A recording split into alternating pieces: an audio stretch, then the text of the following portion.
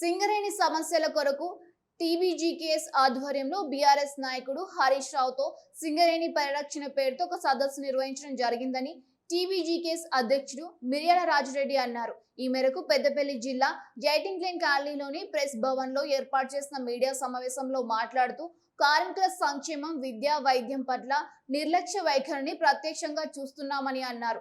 సింగరేణి కార్మికుల ఆవిర్భావ దినోత్సవాన్ని కూడా ఖర్చు పెట్టలేని స్థితి ఉన్నదని విమర్శించారు. ఏమి జరుగుతుంది అనేటువంటిది కార్మిక వర్గానికి ఆందోళనకు గురి చేస్తున్నటువంటి సందర్భం చూస్తా ఉన్నాం.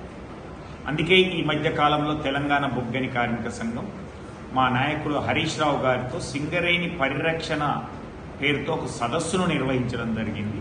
ముఖ్యంగా కాంగ్రెస్ హటావో సింగరేణి బచావో అనే నినాదంతో ఈ విషయంలో చూసినప్పుడు కార్మికులకు సంబంధించినటువంటి సంక్షేమం కానీ, విద్య కానీ, వైద్యం పట్ల నిర్లక్ష్యం అనేది అనువనువున కనిపిస్తూ ఉంది. ఈరోజు కాస్ట్ కటింగ్ పేరు మీద కార్మికులకు సంబంధించినటువంటి విషయాలు మాత్రం కటింగ్ చేస్తూ ఉన్నది. కానీ కాంగ్రెస్ ప్రభుత్వానికి కానీ, కాంగ్రెస్ మంత్రులకు, ఎమ్మెల్యేలకు ఇచ్చేటువంటి అమౌంట్ దగ్గర ఎక్కడ కూడా కటింగ్ లేకపోగా పెంచుతున్నటువంటిది మనం చూస్తూ ఉన్నాం. ఈరోజు నిన్న జరిగినటువంటి నియామక పత్రాలకు వచ్చినటువంటి దాని మీద లక్షలాది రూపాయలు ఖర్చు చేస్తే అందులో ఏమైంది అనేది మనకు తెలుస్తూ ఉంది.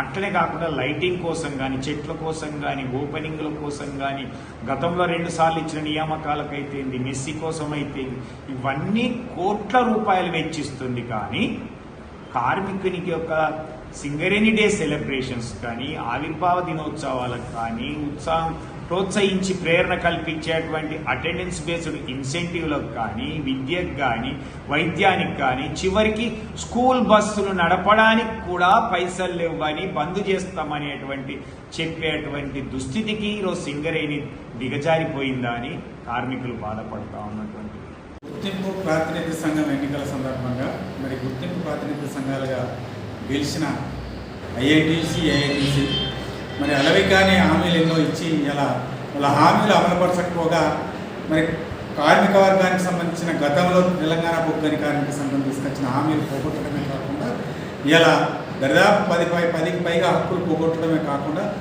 డిస్మిస్ల పేరు మీద సింగరేణి వ్యాప్తంగా వందలాది మంది కార్మికులు డిస్మిస్లు చేస్తూ మరి డిసిప్లినరీ యాక్షన్ పేరు మీద 2 నెలల ఇంక్రిమెంట్లు వందలాది మంది కట్ చేస్తే కూడా ప్రశ్నించిన పాపాన పోలేదు. ఇలా RG2 ఏరియాలో డిప్యుటేషన్ల పరిస్థితి ఏ రకంగా ఉందంటే సింగరేణి అవసరాల మేరకు మరి 3 నెలలు తీసుకుంటున్నా కూడా ఇలా సరి అయిన కాలంలో ఆ నోట్లు మరి ఆమోదం పొందకపోవడం వల్ల ఒక్కొక్కరు 10 మస్టర్లు 15 మస్టర్లు కోల్పోయే పరిస్థితులు ఏర్పడతాయి. సింగరేణి అవసరాల మేరకు ఇలా సర్ఫేస్లో కేటాయిస్తే కదా 10 సంవత్సరాలు దర్యాప్తు సింగరేణి కార్మికులందరికీ ఇలా అన్నగోట అలవెన్స్ ఇచ్చిన పరిస్థితులలో ఆ కార్మికులకు 558 మందికి దర్యాప్తు 28 లక్షల రూపాయలు కూడా రికవరీ చేస్తే మాట్లాడిన పాపాన పోలేదు.